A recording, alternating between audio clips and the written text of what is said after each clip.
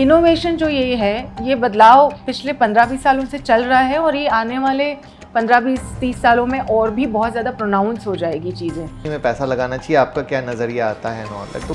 तो mutual fund house जो share खरीद रहे हैं, बेच रहे हैं, वो तो हमें पता ही नहीं चलता है और फिर इसी पे बहुत सारे लोग गलत बातें सोशल मीडिया पे करते हैं। क्या हम भी फंड मैनेजर बन सकते हैं? और उन्होंने भी 10 साल 15 साल या 20 साल मार्केट को दिया हो, तो क्या पढ़ाई एक अच्छे, अगर मान लो किसी को फंड मैनेजर बनना हो तो क्या पढ़ाई करनी चाहिए? किसी को अगर एक अच्छा इन्वेस्टर बनना हो तो क्या पढ़ाई करनी चाहिए? अगर आप ये गाइड कर दो तो कहीं ना कहीं उस सेक्टर के शेयर अंडर वैल्यू कोई ना कोई अच्छे पोटेंशियल वाले दिखते हैं, नज़र बस डालने की ज़रूरत होती है। प्रॉफिट बनेगा, बट प्रॉफिट से ज़्यादा आपकी कैश फ्लो और आरओई बनना बहुत ज़रूरी होता है इसके लिए। आपने जो बात कही वही पीटर लिंच ने अपनी बुक में कही है बार बार कि invest in what you see, जो आप देखते हो और जो आपको लगता है कि ये प्रोडक्ट का आगे बहुत अच्छा फ्यूचर है। इंडिया में टचवुड बदलाव तो आ रहे हैं, लड़कियां भी आगे आना चाहती हैं, बट आपको सुन के और भी मोटिवेट हो सकेंगे। जो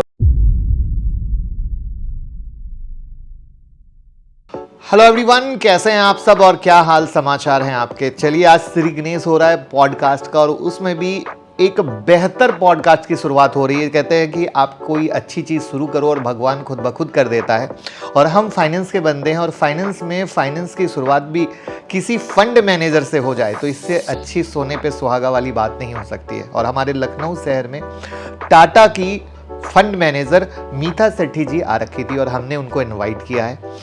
इनको 16 साल का एक्सपीरियंस है, 8 साल से ये टाटा में है, 3 फंड मैनेज कर रही हैं, फोकस्ड, डिजिटल, फार्मा, और अभी इनका एक और फंड आने वाला है जिसके बारे में बात करेंगे। थोड़ा सा सरप्राइज रखते हैं, लेकिन जो सबसे इम्पॉर्टेंट पार्ट है वो ये हम आप लोगों के लिए जानने की कोशिश करेंगे। मार्केट गिर रहा है, जहां आप परेशान हो, ये लोग कैसे सोचते हैं? आप लोगों ने ये सुना होगा कि फंड हाउस कैश पे बैठे हैं, तो क्या सोच थी जो कैश पे बैठे थे? कब सेक्टर सेलेक्ट करते हैं, किस सोच से स्टॉक सेलेक्ट करते हैं? तो ये एक बहुत गोल्डन अपॉर्चुनिटी होने वाली है। लास्ट तक ध्यान से देखिएगा, बहुत लर्निंग रहेगी। तो चलिए शुरू करते हैं। हेलो मैम, कैसी हैं? Hello Mukul ji, thank you so much हमें ये अपॉर्चुनिटी देने के लिए। मैं बिल्कुल बढ़िया हूँ, आप कैसे हैं? मैं बस मस्त हूँ। लखनऊ वाले हैं, मुस्कुराते रहते हैं। तो अभी मार्केट गिर रहा है, सब लोग परेशान हैं, क्या कहना चाहेंगी? देखिए, मार्केट बहुत चले हैं। पिछले 4-5 साल में हमने मार्केट्स में कुछ बहुत अच्छा एक मोमेंटम देखा है और इन्वेस्टर्स के लिए भी ये एक one of the best phases मान के हम चल सकते हैं। और सर्टनली जब ऐसा मोमेंट आता है तब मार्केट की वैल्यूएशन थोड़ी बढ़ जाती है और बढ़े हुए वैल्यूएशन में एक छोटी सी नेगेटिव बात भी मार्केट को गिरा सकती है। तो अभी वैसे ही है जैसे कि अभी ये सेकेंड क्वार्टर का रिजल्ट सीजन चल रहा है। आप देखेंगे कि अभी तक जितने भी रिजल्ट्स आए हैं वहाँ पे कोई बहुत ज़्यादा एक्साइटमेंट वाली बात नहीं देखी हमने। काफ़ी जगह पर नंबर कटे भी हैं। तो ये जैसे कि एक फेज़ अभी ऐसा आ रहा है कि मार्केट शायद बिकॉज ऑफ वैल्यूएशन और दूसरा कि अब थोड़ा सा ऐसा लग रहा है कि नंबर्स में भी एक ठहराव सा आ रहा है। तो उसी का एक कॉम्बिनेशन है जो हमें देखने मिल रहा है और ये हमें लग रहा है कि थोड़े वक्त तक शायद ये ऐसे चल सकता है इन द नियर टर्म। तो यानी ये माने कि मतलब एक शॉर्ट टर्म जो करेक्शन हर लोग उम्मीद कर रहे थे कि होना बहुत ज़रूरी है, वही चीज़ है, चाहे उसका रूप रिजल्ट के रूप में हो या कोई भी बहाने जो कहते हैं मार्केट तलाशने की कोशिश करता है, तो वो एक बहाने के रूप में रिजल्ट निकल के आया है और अदर ग्लोबल फैक्टर निकल के आए हैं। तो फिर भी अगर हम लोग ये माने, जैसे आपकी एक बात से मैंने पकड़ा कि अभी थोड़ा टाइम, तो दैट मीन्स कि हम ये माने कि अगर कोई बहुत क्विक रिकवरी मान के चल रहा है तो ऐसी चीज़ फिलहाल मार्केट में कुछ सेंटिमेंट्स बनते नहीं दिख रहे हैं, क्या मैं ये समझूं? ये समझ लीजिए कि अभी जो वैल्यूएशन चल रहा है, जैसे निफ्टी का हमारा करीब 1200 रुपये का ईपीएस बैठता है और निफ्टी की जो लेवल अभी चल रही है 24,000 के हिसाब से हमारा 20 का वैल्यूएशन है। यही अपने 2 हफ्ते पहले 3 हफ्ते पहले करीब 22 के आसपास की वैल्यूएशन पे हम थे। अब वहाँ से हम 20 पर आए हैं, पर अभी भी वैल्यूएशन को हम बहुत अट्रैक्टिव मान के नहीं चल सकते। तो अट्रैक्टिव होने के लिए या तो मार्केट थोड़ा और करेक्ट हो तो अट्रैक्टिव हो जाए, और या फिर मार्केट इसी जोन में रहे करीब कुछ और क्वार्टर, यानी कि 3-4 क्वार्टर अगर इसी जोन में रहेगा तो हम ये 1200 नहीं पर आगे की ईपीएस को देखेंगे, जैसे FY27 को फिर देखने लगेंगे, तभी भी आपकी वैल्यूएशन पर एक अच्छा एक लेवल बैठते बनेगा। तो वैल्यूएशन एक अच्छा आना ज़रूरी है, वो चाहे फिर इस तरह से आए कि मार्केट यहीं रहे थोड़ा टाइम, या मार्केट में इमीडिएटली थोड़ा सा और एक लेवल ऑफ करेक्शन दिख जाए। आपकी नज़र में निफ्टी का क्या मतलब होना चाहिए, ईपीएस वगैरह जो आप बता रहे हैं, क्या लेवल तक, अगर, क्योंकि देखिए गिरावट कहाँ तक होगी कोई नहीं कह सकता है और कब पलटेगा कोई नहीं कह सकता है, फिर भी सुनने वालों के लिए क्या अप्रॉक्स एक लेवल के आधार पे आप लोगों के नज़रिए में वो ठीक ठाक लेवल रहेगा? ठीक है, सस्ता तो बहुत होना मुश्किल ही है, बट फिर भी ठीक ठाक वैल्यूएशन को किस लेवल तक आप लोग सोच के चलते हो? बिल्कुल, तो हिस्ट्री देख लेते हैं। हिस्ट्री में हमारा 16 के आसपास का मल्टीपल रहा है। करेक्ट। और 16 से 18 का बैंड एक हम अब थोड़ा उस लेवल पे आए हैं क्योंकि पुरानी चीजें बदल रही है। तो हम उसको एक मान के चल सकते हैं कि वहाँ एक रीजनेबल हम मान के चल देंगे कि मार्केट अब वैल्यूएशन पर ठीक लग रहा है। करेक्ट। तो ये तो पहला पॉइंट हो गया जहाँ पे हमें एक नज़र रखनी, या जो आपके बात से मैंने एक सीखने की कोशिश की कि आपने कहा मार्केट यहीं ठहरता है, तो भले इंडेक्स ठहर जाए बट स्टॉक में तो कहीं ना कहीं प्रॉफिट बुकिंग और वैल्यूएशन एडजस्टमेंट की कहानी चलती रहेगी, तो वो भी एक मौका देगा। क्या मैं सही समझ पा रहा हूँ? काफ़ी बार हमने देखा है, अगर मैं हिस्ट्री को देखूं, कि इंडेक्स अगर वहीं रहा, जैसे कि हम अगर पिछले 5 साल में एक बार ऐसा हुआ भी था कि अक्टूबर 21 से लेके मार्च 23 तक आपका मार्केट एक्चुअली कहीं नहीं गया, निफ्टी वही 17,500-18 हज़ार के लेवल पे घूमता रहा। लेकिन हाँ, स्टॉक्स में काफ़ी तेज़ी से गिरावट आई भी थी काफ़ी एक सेगमेंट्स में, और वहाँ पर फिर आगे जाके अपॉर्चुनिटी बनती है, तो वो एक अपॉर्चुनिटी हमें भी मिलती है as a fund manager to pick the right kind of stocks, जो हमें लगता है कि यहाँ से रिटर्न एक अल्फा या कुछ इन्वेस्टर्स के लिए एक सही चॉइस हो सकती है। बहुत अच्छी लर्निंग है। एक सवाल और जो सबके भी मन में और मेरे मन में भी है, जैसे डेटा तो बहुत ही क्लियर आउट हो जाते हैं, तो वो क्लियर आउट डेटा में जो एक पॉइंट आ रहा था कि म्यूचुअल फंड हाउस कैश पे बहुत ज़्यादा बैठे हुए थे। हर फंड हाउस का अपना अपना थॉट प्रोसेस होता है। तो पिछले 3 से 4 महीनों से, मतलब मैं ये चाह रहा हूँ कि सुनने वाले सीख पाएँ, जो, क्योंकि मार्केट गिरा सब लोग फंस गए, तो वो कुछ पैरामीटर को देख पाएँ, या जो आप लोग पैरामीटर को ध्यान देते हो कि क्या ऐसे पैरामीटर थे जिसके आधार पर आप लोग थोड़े से कैश के साइड शिफ्ट हुए या पोर्टफोलियो में डेट का पोर्शन लेकर आए, तो वो क्या करना चाहिए या क्या नज़रिया है आपका? हमारे फंड हाउस में हमने इतना ज़्यादा कैश क्रिएशन नहीं अभी हुआ है, बट मैं ये मान के चल सकती हूँ कि जनरली जब भी ऐसा कुछ व्यू लिया जाता है तो वो वैल्यूएशन का एक बहुत बड़ा उसमें हाथ होता है। जैसे कि मैं मेरे 8 साल के फंड मैनेजर के एक्सपीरियंस में मैं बता सकती हूँ कि एक वक्त था जब हमने डिजिटल फंड में करीब 10% की कैश कॉल ली थी और हम उस पर करीब 13-14 महीने तक उसी पे रहे थे। और उस टाइम पे ये कॉल मैंने इसीलिए ली थी क्योंकि 2022 के शुरुआत के कैलेंडर ईयर की शुरुआत में वैल्यूएशन इस सेक्टर का बहुत ज़्यादा बढ़ गया था और उसी वजह से ये कॉल ली गई थी। तो मैं अपने एक्सपीरियंस से ये बता सकती हूँ कि ये वैल्यूएशन पर ही ज़्यादा करके कॉल ली जाती है, ना कि बिजनेस पे कोई बहुत चेंज पर ली जाती है। ये जनरली वैल्यूएशन पे ली जाती है और फिर जब वैल्यूएशन दोबारा से लेवल पे आती है तो फिर ये रिटर्न भी आ जाता है सारा, कि कैश वापस से डिप्लॉय भी हो जाता है। जैसे अभी एक मेरा खुद का सवाल है, जैसे मेरे को 19-20 साल हो गए स्टॉक मार्केट में, मुझे पर्सनली इस बार के क्वार्टर के रिजल्ट थोड़े से ख़राब आने लग रहे थे, और मैं अपने कॉल की बात करूं तो अगर ख़राब आने लग रहे तो दैट मीन्स कि इम्पैक्ट मार्केट तो बहाने की तलाश में है, क्योंकि वैल्यूएशन तो हमें दिख गई कि खींचे हुए हैं। अगर हम 2 मिनट के लिए सोचे कि ग्लोबल फैक्टर नहीं हुआ होता, अगर सिर्फ क्वार्टर रिजल्ट भी खराब आ रहे होते तो दैट मीन्स कि वो प्रॉफिट बुकिंग को ट्रिगर्ड करते ही करते। वही आएगा कि अगर वैल्यूएशन आपका बहुत महंगा है तो ट्रिगर ज़रूर करता है। और आप ये देखिए कि कुछ जैसे आईटी की मैं बात करूं तो पिछले 1 साल में आईटी के रिजल्ट्स कोई बहुत अच्छे नहीं आए हैं। ग्रोथ रेट हमारी घट के 2% हो गई है सेक्टर की। लास्ट ईयर की अगर मैं बात करूँ 2 हो गई थी, पर सेक्टर ने एक्चुअली परफॉर्म कर दिया है क्योंकि वैल्यूएशन बहुत महंगे नहीं थे और एंटिसिपेशन था कि ये अभी ख़राब है पर अच्छा होने वाला है। तो देखो, आपका वैल्यूएशन बहुत इंपॉर्टेंट हो जाता है। अगर वैल्यूएशन दाम सही है, मतलब पी रेशियो हो गया, ईवी एबिटा हो गया, आप कैश फ्लो पे देख लो, कोई भी चाहे पैरामीटर देख लो, पर अगर वहाँ पे कंफर्ट है तो आपको ख़राब क्वार्टर में भी एक उसको मान के चलेंगे कि आगे तो अच्छा होने की पॉसिबिलिटी अगर दिख रही है तो वो उसको पनिश नहीं किया जाता है उस स्टॉक या उस सेक्टर को। जब एक अच्छी गिरावट आती है तो एक कहीं ना कहीं सेक्टर रोटेशन भी बहुत बड़ा इम्पॉर्टेंट फैक्टर निकल के आता है।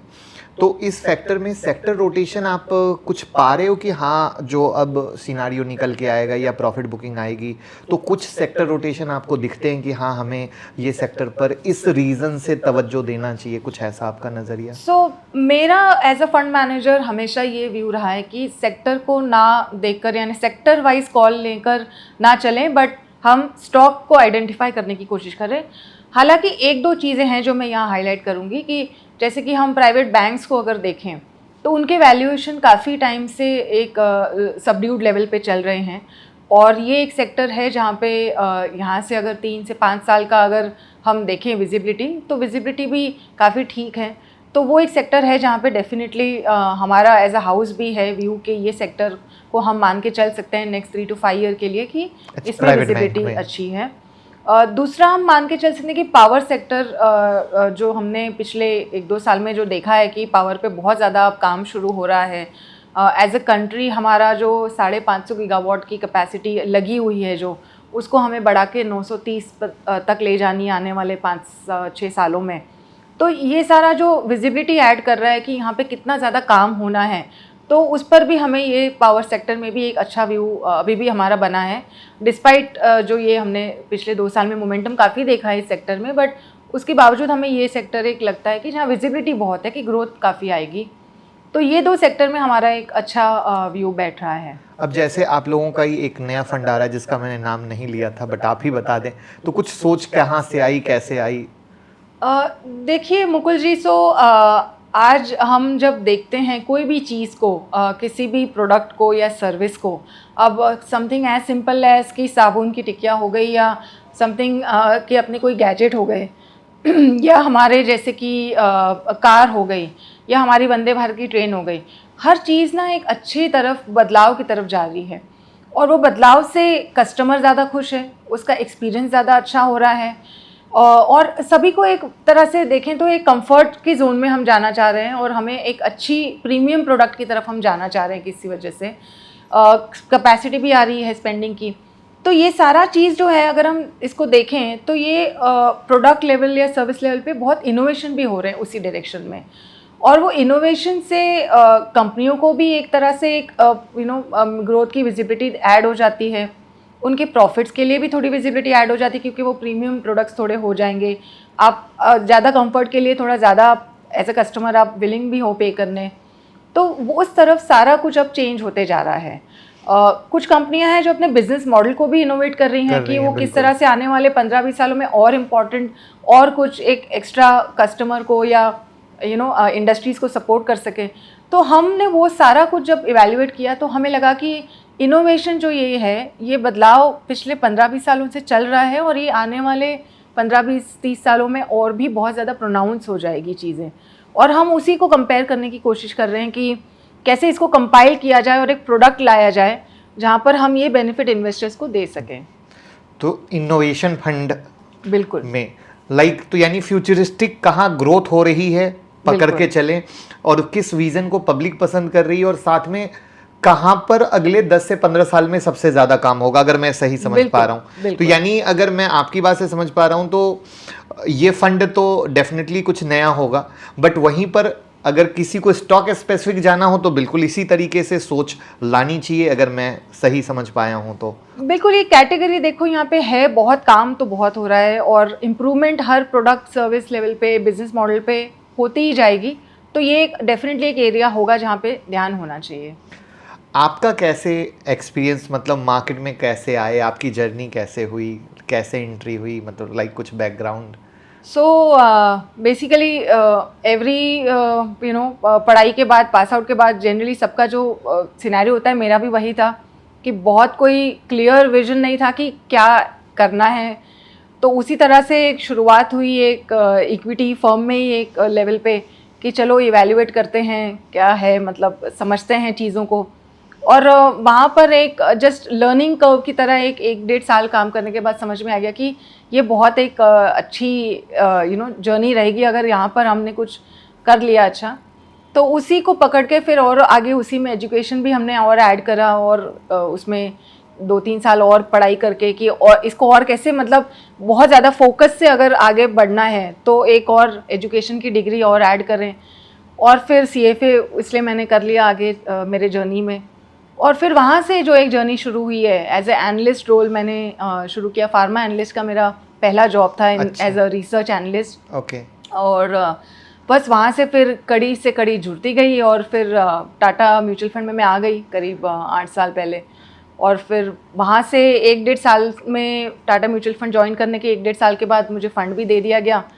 तो बस फिर वहाँ से no looking back I can say. एक फंड मिला, फिर दूसरा। आपके फंड भी देखे हैं और चीज़ें भी देखी हैं, बट वही है, इंडिया में टचवुड बदलाव तो आ रहे हैं, लड़कियां भी आगे आना चाहती हैं, बट आपको सुन के और भी मोटिवेट हो सकेंगी जो हमारे फॉलोअर्स हैं, और वो भी जान सकेंगे कि कैरियर बनाना बस डेडिकेशन और सोचिए, बिल्कुल मोस्ट इम्पॉर्टेंट है, बहुत ज़्यादा।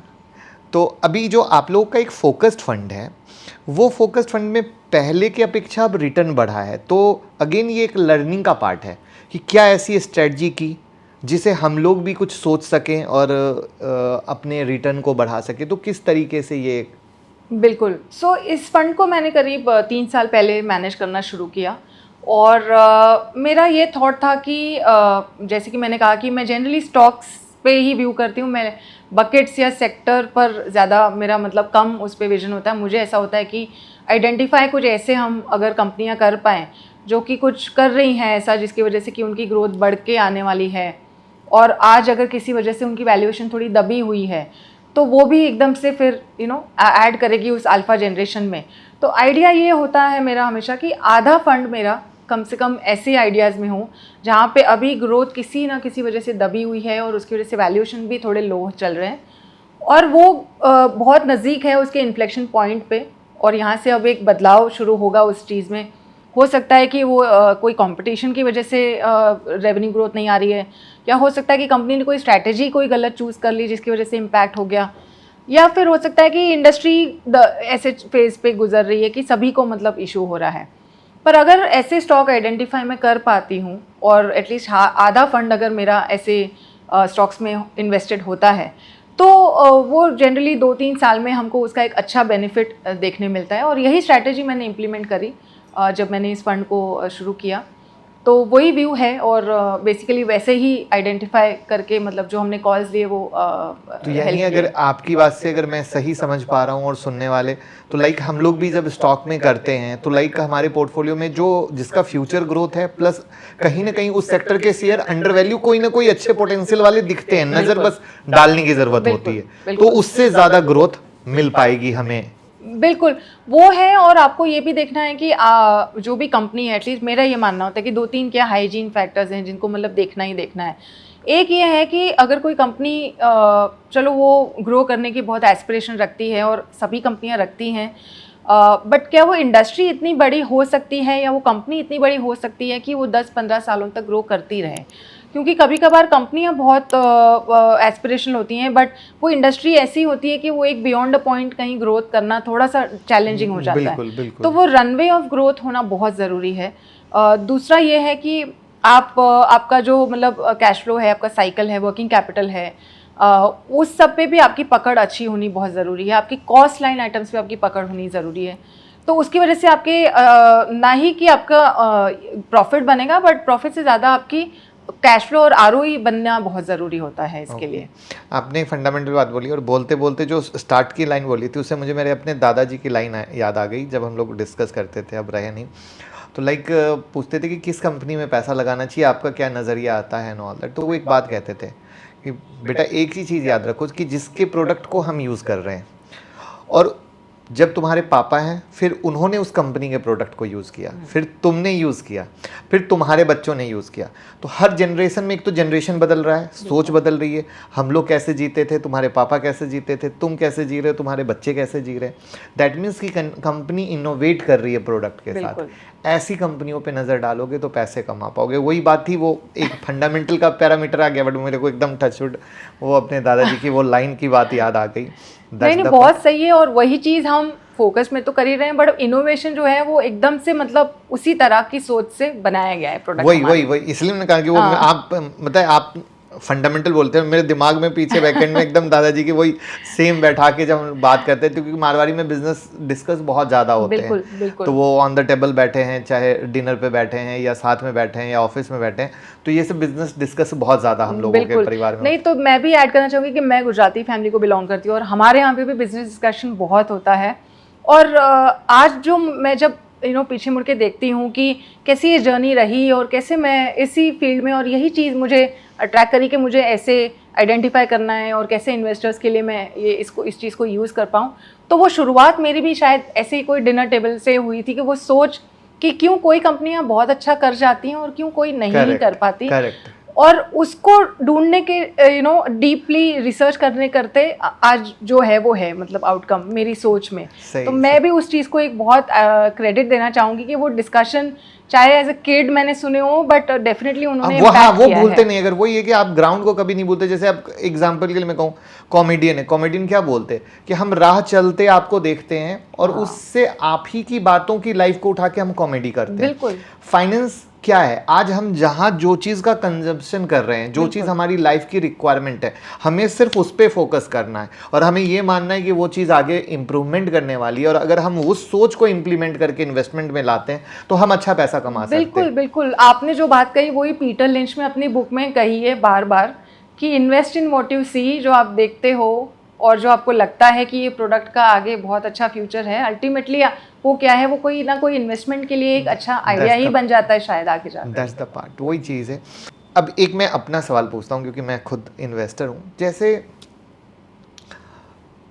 कंपनी के फंडामेंटल तो हम लोग देखते ही देखते हैं, क्या कंपनी स्तर पे भी टॉक होता है? लाइक कंपनी के प्रमोटर से भी बातें होती हैं कि लाइक जैसे छोटी कंपनियां, बड़ी कंपनियों के तो विजन साफ और स्पष्टता से दिख जाते हैं। जो सबसे ज़्यादा दिक्कत आती है स्मॉल कैप, माइक्रो कैप जैसी कंपनियों से आती है, जिसमें कई बार मीडिया आर्टिकल भी आते हैं कि इंडिया के दिग्गज इन्वेस्टर ने अपनी पोजीशन को बनाया। जब हम लोग देखते हैं तो वो छोटी कंपनियां ही मोस्टली पाई जाती हैं। तो क्या मतलब सिर्फ फंडामेंटल इज इनफ अगर एक अच्छे लेवल पे इन्वेस्ट कर रहे हैं, या कहीं ना कहीं कंपनी से भी 1-to-1 डिस्कशन होके उनके फ्यूचर प्रोस्पेक्ट को समझा जाता है? इस पर कुछ कहना चाहेंगे? नहीं, ये बहुत बड़ा पार्ट होता है हमारे एनालिसिस का, जहाँ पर हम चाहे बड़ी हो चाहे छोटी हो, हमें मौका भी मिलता है, बिकॉज हम जहाँ पर हमारा जो है मतलब सेटअप है और हम जो मतलब डेजिग्नेशन पे हैं, हमें मौके भी मिलते हैं। पर ये बहुत ज़रूरी और एक इम्पॉर्टेंट पार्ट होता है हमारे एनालिसिस का कि हम, और ना ही सिर्फ प्रमोटर, हमको एक चैनल चेक करना है, डिस्ट्रीब्यूटर लेवल तक भी हम जाते हैं, समझते हैं। अच्छा, आप लोग अच्छा, जो प्रमोटर ने बताया, हाँ, उसके बाद वो एक एग्जांपल ये बोला कि हम इतने माल ऐसे डिस्ट्रीब्यूटर से बेच रहे हैं, हाँ, तो क्या आप उस डिस्ट्रीब्यूटर लेवल की बात कर रहे हो? हाँ बिल्कुल बिल्कुल। मतलब ऑन ग्राउंड पे चेक करना एक बहुत ज़रूरी हो जाता है। देखो, आज कोई भी कंपनी है वो मैं ये नहीं कहूँगी कि मिसगाइड करने के हिसाब से बोलेंगे, बट वो एक विजन लेके चल रहे हैं और उन्हें अपनी कंपनी का ग्रोथ अच्छा दिख रहा है। बट हमारे लिए ग्राउंड लेवल पे भी चेक करना ज़रूरी हो जाता है कि क्या ये पॉसिबल भी है और या क्या ये ऑन ग्राउंड होते दिख भी रहा है हमें। तो उससे हमें थोड़ा और मतलब व्यू मिलता है। हमारी रिसर्च है और ये कंटिन्यूस बेसिस पे हो ही रही होती है। जो हमारी टीम है, हमारे पास एनालिस्ट की टीम है एक, वो पर्टिकुलर उस सेक्टर में काफ़ी सालों का एक्सपीरियंस लेकर आए हैं हमारे यहाँ, तो उनकी भी एक नॉलेज है इंडस्ट्री को लेकर, और वो अपना भी एक एक्सपीरियंस लाते हैं उस टेबल पे। और ये जो मैं बोल रही हूँ सारा चैनल चेक्स वगैरह, प्रमोटर मीटिंग, ये मतलब एक समेशन है बहुत सारी चीज़ों का, और उसके ऊपर एक फंडामेंटल का जो लेयर आता है जहाँ पे हम नंबर्स और जैसे यानी दोनों चीजों को आप लोग कंबाइन करते हो। बिल्कुल। Great great. अभी जो एक न्यूज़ मीडिया में लगातार आ रही है कि जो हॉस्पिटल्स हैं, इनमें विदेशी इन्वेस्टर अपने स्टेक को बढ़ा रहे हैं, या डील चल रही है या बात चल रही है, तो क्या है ये इसके पीछे? की मुझे तो लग रहा है कि कुछ बहुत बड़ा होने वाला है फार्मा सेक्टर में, और उसी की ये तैयारी दिखती सी दिख रही है। आपका क्या नज़रिया है? मेरा ये नज़रिया है कि देखो, आज हेल्थ केयर जो है, यानी हॉस्पिटल्स हो गए या अपना जो हॉस्पिटल के आसपास की चीज़ें, डायग्नोस्टिक वगैरह, उस सब में आज भी इंडिया में पेनिट्रेशन बहुत कम है। तो उसमें, और ये जैसे कि कंजम्पशन स्टोरी की तरह आप मान के चल सकते हैं, जहाँ पे कंटिन्यूस बेसिस पे आपको दिखेगा कि इसमें एक अच्छा एक ग्रोथ का मोमेंटम, विजिबिलिटी बहुत अच्छी बनती है, क्योंकि आज इंडिया पॉपुलेशन की स्पेंडिंग कैपेसिटी बढ़ रही है और हर कोई चाहता है कि वो एक अच्छे सेटअप में जाए। पहले हम 10-15 हॉस्पिटल बेड्स वाले हॉस्पिटल में भी हाँ। देखते थे कि लोग जाना प्रेफर कर लेते थे कि आसपास है और हाँ। पहचान के हैं। पर अब सबको चाहिए कि वो एक बड़े हॉस्पिटल में जाएं, वहाँ डॉक्टर ज़्यादा एक्सपर्ट होंगे, ज़्यादा हमें सर्विस अच्छी मिलेगी। हाँ। तो वही एक ट्रेंड है जो शुरू हुआ है कुछ सालों से, और ये आगे जाकर और भी काफ़ी तेज़ी से ये ट्रेंड आपको देखने मिलेगा। अगर हम बात करें कि इंडिया की पर कैपिटा की जो इनकम है वो 2300 से 5000 की तरफ जाएगी, तो यही सब चीज़ें हैं जिसमें आपको दिखेगा कि वो स्पेंडिंग कैसे इम्प्रूव हो रही है, और यही ट्रेंड है जो काफ़ी मतलब और एनहांस हो रहा है जैसे ही टाइम। तो यानी लाइफस्टाइल पे लोग खर्चे कर रहे थे, और अब जो नेक्स्ट सेगमेंट का गैप है वो फार्मा है, और शायद विदेशी इन्वेस्टर इसको पकड़ के हॉस्पिटल की तरफ कहीं ना कहीं स्टेक ले रहे हैं, और हम ये मान के चलें कि ये एक वो सेक्टर है जो फ्यूचर का सेक्टर कुछ बनने जैसा हो सकता है, जिसपे टाटा ग्रुप की भी नज़र है। हाँ, यानी कि कंजम्पशन की तरह ही है ये कि बिल्कुल। सालों साल आपको एक अच्छा एक बेस देगा कि इसमें आपको मतलब कंसिस्टेंसी जिसको बोल सकते हैं कि कंसिस्टेंट ग्रोथ आने की जगह अगर कोई सेक्टर में, तो उसमें से ये भी एक सेक्टर मान के हम चल सकते हैं। ग्रेट। आई होप आप लोग सेक्टर भी नोट करते ही जा रहे होंगे। एक आप लोग का कुछ डिजिटल फंड है, तो ये डिजिटल क्या है, लाइक व्हाट? डिजिटल फंड हमने 2015 दिसंबर में लॉन्च किया था और 2018 से मैं मैनेज कर रही हूँ। बेसिकली ये फंड एक आईटी सेक्टर का फंड है, बट आईटी के अलावा हमने इसको डिजिटल इसलिए हमने इसको नाम दिया था कि क्योंकि देखो जैसे दुनिया तो बदल रही है, टेक्नोलॉजी हर कोई नई आ रही है। अब जैसे प्लेटफॉर्म कंपनियां भी आ रही हैं, अब हम क्लाउड में बहुत काम होते देख रहे हैं, तो डिजिटल जो है वो बेसिकली इस फंड में हम सारा कुछ एक पकड़ने की कोशिश कर रहे हैं। अच्छा, यानी जैसे कुछ फंड हाउस में सिर्फ आईटी पकड़ के चलते हैं, तो आप ये कह रहे हैं कि इसमें आईटी शेयर के साथ साथ थोड़े डिजिटलाइजेशन जैसे शेयर भी आ जाएंगे अंदर में? बिल्कुल है, ऑलरेडी है। अच्छा। यानी आज भी आप फंड को देखेंगे तो करीब 80% का एलोकेशन आईटी सर्विसेज पर है, बट 20% का एलोकेशन हमने डिजिटल कंपनियों को करा हुआ है, तो वो आप मान सकते हैं। तो क्या इसमें जो डेटा सेंटर को हम लोग फ्यूचर मानते हैं, तो क्या डेटा सेंटर जैसे शेयर भी इस डिजिटल में आ जाएंगे? हाँ, वो यूनिवर्स में ज़रूर है कि अगर हम लेना चाहें तो हम डेटा सेंटर भी इसमें डेफिनेटली पार्ट होगा, तो वो आ सकता है अगर आपको लगेगा तो आ सकता है। बिल्कुल बिल्कुल। हाँ, क्योंकि मुझे डेटा सेंटर बहुत ही मतलब लग रहा है कि जो अब शुरुआत हुई है, हाँ। मतलब गलत हूँ सही हूँ आपके सामने तो मेरा कहना भी गलत होगा, बट जो भी मैंने पकड़ा है 20 साल में, मुझे लगता है डेटा सेंटर बहुत चलने स्टार्ट भी हो गए हैं, बट वही होता है कि मार्केट में बज क्रिएट होती है, पहले स्टॉक भागने लगते हैं, फाइनली ग्राउंड लेवल पे हो ना काम हो ना हो, तो दिस इज द पार्ट। तो लेट्स सी, ठीक है। तो मतलब डिजिटल इसलिए आप लोग, मतलब मैं मानूं कि आपका डिजिटल इस एंगल से थोड़ा सा अलग टाइप वाला है। यस, आप ये मान सकते हैं। अच्छा, किसी को जब पोर्टफोलियो बनाना है तो कैसे बनाना चाहिए, लाइक क्या एलोकेशन होना चाहिए, लार्ज कैप की तरफ कितना, स्मॉल कैप की तरफ कितना, मिड कैप की तरफ कितना, मार्केट बुल रन में हो तो डेट कितना रहना चाहिए या नहीं रहना चाहिए, फिर मार्केट जैसे गिर रहा है तो कैसे हेज, मतलब कुछ एक अगर आप बता पाएं। इसका कोई एक जवाब तो नहीं हो सकता, क्योंकि हर किसी की एज अलग होगी, हर किसी की कैपेसिटी अलग होगी कि आप कितना रिस्क ले सकते हो, आपकी अर्निंग की ग्रोथ कितनी होगी आने वाले सालों में, और आपके कितने खर्चे, आप कितने सालों में कोई बहुत बड़ा इंपॉर्टेंट खर्चा आपका लाइनअप है नहीं है, तो काफ़ी चीज़ें इसमें देखनी पड़ेंगी किसी एडवाइज़र को जो कि इंडिविजुअल को एडवाइस कर रहा है, जैसे आप लोग जब देखते होगे अपने क्लाइंट्स को। बट ये मान के चलना बहुत क्लियर है कि जितनी आपकी एज यंग है और आपकी विजिबिलिटी है कि आपकी अर्निंग यहाँ से बढ़ने ही वाली है, तो इक्विटी का प्रपोर्शन हमेशा ऐसे इन्वेस्टर्स के लिए ज़्यादा रहना अच्छा है, क्योंकि उनकी रिस्क एपेटाइट भी ज़्यादा है, तो डेफिनेटली वो रिस्क ले पाएंगे और उनकी अर्निंग बढ़ने ही वाली है आगे जाकर, तो वो उनके लिए ये एक अच्छा पोजिशनिंग हो जाएगा। और फिर बाकी स्मॉल मिड और लार्ज में अगेन वो इन्वेस्टर की अपनी एपेटाइट होती है कि आप रिस्क ले तो सकते हैं, लेकिन आप कितना रिस्क लेना चाहते हैं, तो उस पर भी वो एलोकेशन डेफिनेटली डिसाइड करेगा। अब जैसे लोगों को पहले पसंद आ रहा था, अब मार्केट गिर रहा है तो सब परेशान है, तो वही चीज़ होती है बुल रन में, सबको सब चीज़ मजा देती है, फिर गिरती है, क्योंकि मार्केट में मोटा मोटा, मतलब मैं अपनी बात करूँ तो साल भर वाले लोग ज़्यादा नज़र आते हैं। हाँ, तो दैट्स द पार्ट प्रॉब्लम जहाँ पे क्रिएट होती है। पर यही मुझे लगता है एक मेजर इशू है, क्योंकि इक्विटी में अगर कोई आ रहा है तो उसका होराइजन लॉन्ग होना बहुत ज़्यादा जरूरी है। एक्चुअली पता है मुझे जो पर्सनली लगता है, जो सबसे ज़्यादा गलत चीज़ हो गई आज के डेट में, यूट्यूब पे तो मैं अब पिछले 3-4 सालों से आया हूँ, मतलब कोविड से पहले तो कोविड 2020 में आया, 24 है, मान लीजिए 5 से 6 साल पहले, बट स्टॉक मार्केट में मोटा मोटा 20 साल हो गए। जो मैंने एक चीज़ की है जो सबसे ज़्यादा गलत हुई है, एग्जाम्पल के लिए यूट्यूब पे अब हर एक दूसरा इंसान वीडियो बना रहा है, और हर चीज़ फ्री में अवेलेबल है। और मुझे लगता है सरकार को कुछ सोचना चाहिए, जो एक पॉइंट है सबसे ज़्यादा मेजर, लोगों के दिमाग में पता है ऐसा बैठ गया कि हर कुछ फ्री है और फ्री पाना उसका हक है, ठीक है। और अगर आप फ्री नहीं दे रहे हो तो आप सबसे बड़े दुष्ट प्राणी हो। जबकि अब यही हम जब बाहर बात करते हैं, अमेरिका में फ्रेंड्स से बात करते हैं, या मेरा भाई रहता है, मेरे कजन्स रहते हैं, तो वहाँ पर articles and all that everything paid है। और लोग खुशी खुशी वो पेड आर्टिकल पढ़ते हैं, पेड न्यूज़ पढ़ते हैं, और उनको ये लगता है कि मुझे एक सही जानकारी सही कंपनी और सही रिसर्च इंडस्ट्री से मिल रही है। बिल्कुल। तो उनका थॉट प्रोसेस बहुत अलग रहता है। लेकिन जब हम अपने इंडिया में बात करते हैं, जो आपने भी कहा कि मेजर कंसर्न, तो वो नई नई पब्लिक आ रही है फ्री के, यहाँ तो साफ हवा फ्री में नहीं मिल रहा, साफ पानी फ्री में नहीं मिल रहा, आपको वो फ्री वर्ड आते ही अपने आप में गिमिक क्रिएट हो जाता है।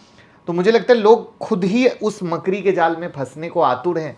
इसीलिए मुझे जो पर्सनली लगता है कि एक जो बहुत बड़ा गैप, जो एक्चुअली पता नहीं कैसे हो, कुछ आना चाहिए। जैसे सेबी जो इतना future and option and all that पे है, बट मुझे लगता है ये जो एजुकेशन का पार्ट है या वैल्यूएशन का पार्ट है, इस पे थोड़ा सा अगर लगे तो मुझे लगता है कि हर सब के लिए, मतलब क्योंकि देखिए ये इंडस्ट्री लॉन्ग टर्म की है, जहाँ पे अब कोविड के बाद फंड हाउसेस भी बहुत ग्रो किए हैं, एयूएम भी बहुत ग्रो किया है। तो एक्चुअली ये तो शुरुआत है, मतलब मैं अपनी नज़र में बोलूँ तो उसमें ये अगर एक पॉइंट ऑफ व्यू ऐड हो तो बहुत अच्छा रहेगा। आपका क्या नज़रिया है, क्योंकि आप भी इतने देश दुनिया बात करती हैं? हाँ, नहीं, रेगुलेटर ने ऑलरेडी इस पे कंसर्न एक एटलीस्ट शेयर तो किया है, और आई एम श्योर हमारा रेगुलेटर तो वन ऑफ द बेस्ट मान के चल सकते हैं। तो कुछ ना कुछ आई एम श्योर रेगुलेटर भी सोच ही रहे हैं इस बारे में, और हो सकता है कि वो इन्वेस्टर के हित में ही होगा जो भी वो अगर वो कुछ डिसाइड करते हैं। ओके। लोगों को बहुत कंफ्यूजन रहता है कि हम जो खरीदते हैं, चूंकि टर्नओवर रेशियो तो दिखता है, ठीक है, वो तो किसी से हिडन नहीं है। तो म्यूचुअल फंड हाउस जो शेयर खरीद रहे हैं, बेच रहे हैं, वो तो हमें पता ही नहीं चलता है, और फिर इसी पे बहुत सारे लोग गलत बातें सोशल मीडिया पे करते हैं। तो आपका क्या नज़रिया है इस पे? मुझे नहीं पता कि ये कहाँ से मतलब ये इन्फॉर्मेशन आ रही है, क्योंकि म्यूचुअल फंड हर महीने फैक्ट शीट रिलीज़ करते हैं, और उसमें आपको उसकी होल्डिंग का एक डिटेल्ड एक मिलता है हर स्कीम के हिसाब से, और उसमें काफ़ी और भी डेटा होता है, शार्प रेशियो, आपका टर्नओवर रेशियो, यानी कि आपका रिस्क कितना है उस फंड में, और आपने कितना चर्न किया है एज अ फंड मैनेजर, जो भी ही और शी होंगे वहाँ पर, और वो आपको हर महीने मिलता है। तो वो आपको डिटेल आपके सामने होती है कि अगर पिछले महीने कोई होल्डिंग थी और इस महीने नहीं है, या कोई ऐड हुई है, तो आपको वो सारा डेटा दिया जाता है। बट हाँ, कि वो मंथली बेसिस पे आता है, और वो म्यूचुअल फंड हमारे जो वेबसाइट्स होते हैं उस पर वो अपलोड होता है। वो आपको ईजिली मतलब अवेलेबल होगा, अगर आप इन्वेस्टर हो उस फंड के, तो आपके फोलियो के हिसाब से आप वो एक्सेस कर सकते हो बहुत ही आसानी से। जितना मैं समझ पाया हूँ कि एक एग्जांपल के लिए XYZ फंड में मैंने इन्वेस्ट किया, बिल्कुल ठीक है, जैन फेब मंथ, हर मंथ की एक फैक्ट सीट आप भेज रहे हो, बिल्कुल। तो एग्जाम्पल के लिए अगर जैन की सीट है और जैन की सीट में ABCD शेयर हैं, हाँ, और फैब की सीट में ABC शेयर हैं, हाँ, डी उड़ गया, दैट मीन्स डी को आपने बेचा है, और वहां पर फैब वाले में ई आ गया, दैट मीन्स ई को खरीदा है। तो हिडन तो कुछ रहा ही नहीं, आपने वो फैक्ट सीट के जरिए अपने इन्वेस्टर को ये बता दिया कि मैं पहले ये होल्ड करके चल रहा था और अब मैं ये करके थे। तो इसको तो कहीं से हर चीज ट्रांसपेरेंट है, हर चीज ट्रांसपेरेंट। बाकी जो चीजें खर्चे हैं या जो अदर रेशियो है वो तो चलिए एक पार्ट है, वो तो दिख रहा है, बट मोस्टली जो लोगों को कंफ्यूजन रहता है कि हमें फंड हाउस बताता नहीं है या करता नहीं है, क्योंकि जब आप क्या खरीद रहे हो तो उसमें NAV भी रहता होगा, बिल्कुल, कि किस भाव में खरीदा, किस चीज को किया करके, दैट्स द रेट ना, पूरा NAV सेट हुआ। NAV आपको मिल जाएगा, और स्टॉक के नाम और परसेंटेज कितना ओन कर रहे हैं वो आपको डिटेल फैक्ट शीट में बहुत क्लियरली मिल जाती है। बताइए, अब यही सब चीज़ें जो पता है, मैं अभी कुछ देर पहले हम लोग बात कर रहे थे कि सोशल मीडिया पे कैसे कुछ होना चाहिए, कि कैसे चीज़ें कुछ भी वायरल करने के लिए कुछ चीज़ें होती है, दैट्स द पार्ट। बट चलिए, अच्छा है कि ये पॉइंट क्लियर हुआ, और आपके थ्रू क्लियर हुआ, तो एक सबसे इससे ऑथेंटिसिटी कुछ दूसरी हो ही नहीं सकती है।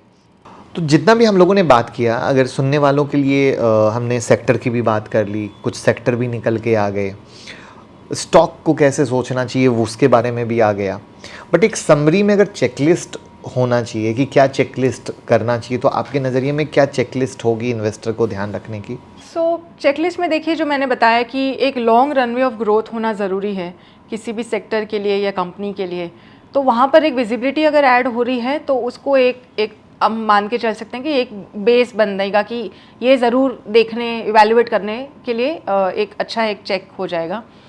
दूसरा है, जैसे मैंने बताया कि क्या उस कंपनी का कॉस्ट पे कंट्रोल है, वर्किंग कैपिटल पे उनका कितना कंट्रोल है, क्योंकि अल्टीमेटली रेवेन्यू ग्रोथ तो आप ले आओगे अगर विजिबिलिटी आपकी लंबी है और आपकी स्ट्रैटेजी सही है एज अ कंपनी और अ सेक्टर, बट आपका अगर कॉस्ट पे कंट्रोल कम है और वर्किंग कैपिटल पे कंट्रोल कम है, तब आपकी प्रॉफिटेबिलिटी या जिसको हम बोल सकते हैं कि कैश फ्लो क्रिएशन, आरओई पर और फिर उतना अच्छा हमें विजन नहीं दिखता है बनते हुए।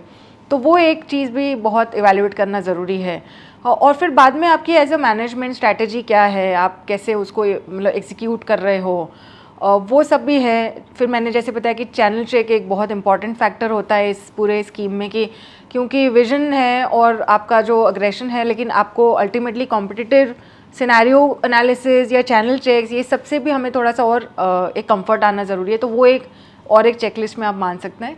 और बाद में आपके फंडामेंटल फैक्टर्स हैं, जैसे कि आपकी वैल्यूएशन क्या चल रही है, आपका कहाँ तक वैल्यूएशन में मतलब ऊपर अगर जाना है तो जा सकता है। तो ये सारे बेसिक चीज़ें हैं, हाइजीन है, जो हम देखते हैं एटलीस्ट, और मैं उसी को बोलूँगी कि एक चेकलिस्ट है।